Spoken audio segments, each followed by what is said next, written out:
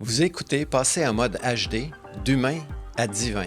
Je suis George Wright et dans ce podcast, je vais vous partager mes perceptions, mes idées et mes trucs, mes découvertes pour que vous puissiez devenir une meilleure version de vous et accéder à une vie remplie de belles réalisations.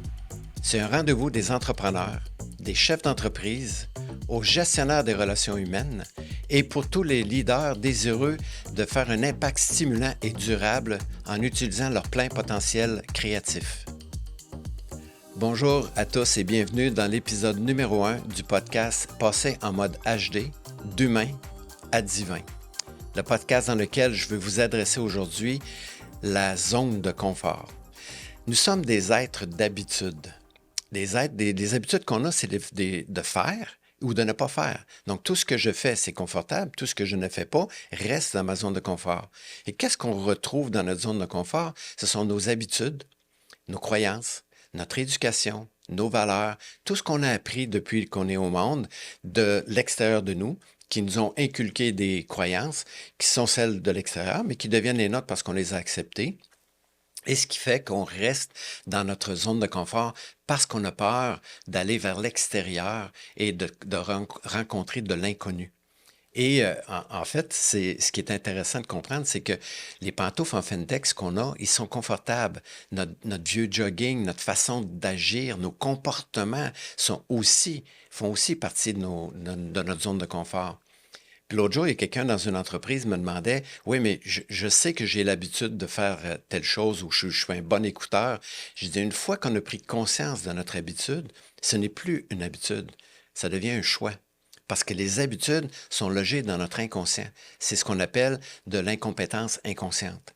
Donc, on répète les mêmes affaires parce que c'est ce qu'on connaît et c'est ce qui est confortable pour nous.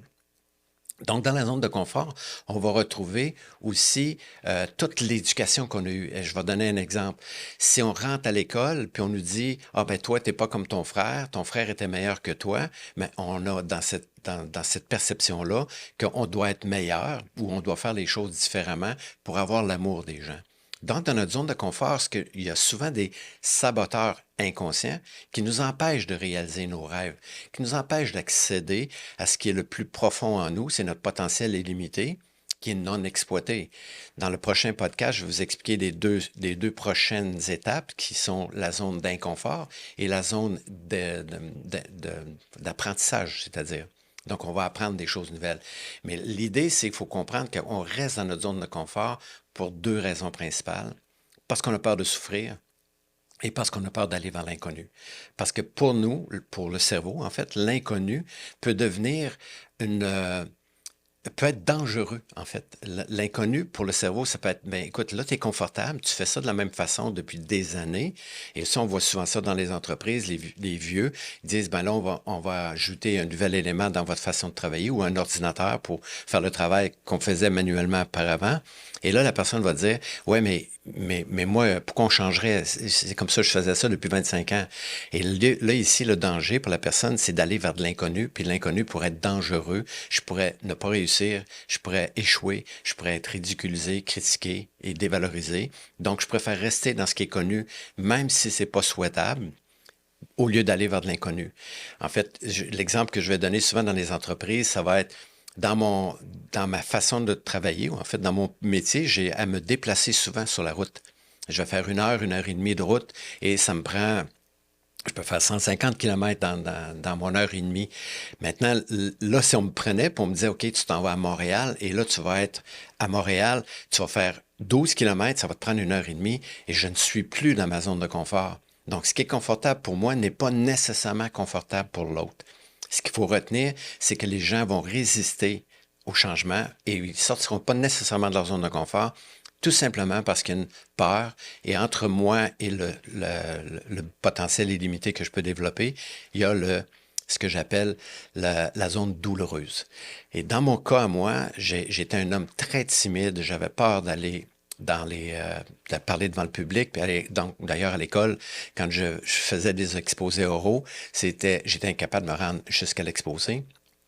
Parce que j'avais très peur qu'on rit de moi ou qu'on me ridiculise. Fait que ce que je faisais à ce moment-là, c'est que je tombais malade et je restais à la maison. Donc, être malade lors d'un exposé oral, c'était la solution que j'avais trouvée qui était la meilleure pour moi. Est-ce que c'était la meilleure pour mon évolution? Certainement pas.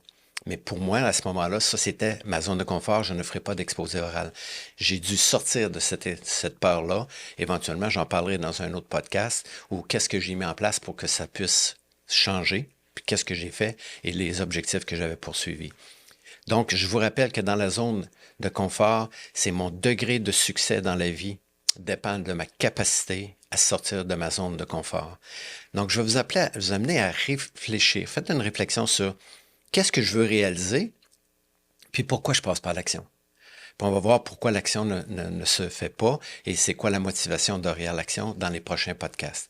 Donc, je vous invite à réfléchir là-dessus cette semaine et on se revoit dans l'épisode 2 où je vais parler de la zone d'inconfort et la zone d'apprentissage. Bonne découverte!